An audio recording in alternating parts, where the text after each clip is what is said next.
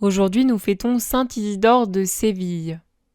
Il est né vers 560 en Espagne dans une famille profondément chrétienne.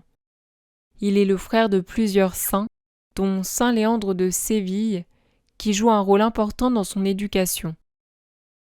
Très tôt, saint Isidore montre un grand goût pour les études et une intelligence remarquable.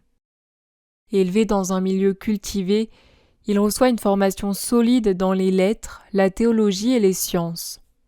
Il devient rapidement l'un des hommes les plus instruits de son époque. Après la mort de son frère Léandre, il lui succède comme évêque de Séville. En tant qu'évêque, saint Isidore dirige son diocèse avec sagesse.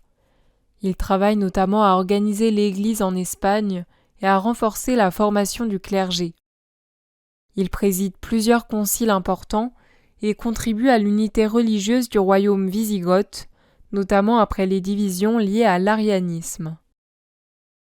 Saint Isidore est surtout connu pour son immense travail intellectuel.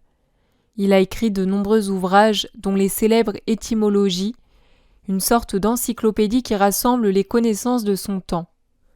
Son but étant de transmettre le savoir et de le mettre au service de la foi chrétienne. Il est considéré comme un pont entre l'Antiquité et le Moyen Âge.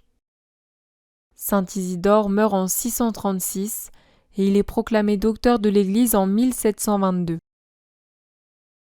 Pour terminer cette vidéo, je vous lis une prière de saint Isidore de Séville. Ô Dieu qui connaissais le cœur des hommes, qui avait pardonné aux publicains ses péchés lorsqu'ils se frappaient humblement la poitrine, éloignés par respect de vos autels, et qui avait rendu la vie à Lazare mort depuis 4 jours, recevez maintenant ma confession et détournez vos yeux des péchés sans nombre que j'ai commis contre votre majesté. C'est pour moi et non pas pour les justes que vous avez mis dans l'Église le bain salutaire de la pénitence. Amen.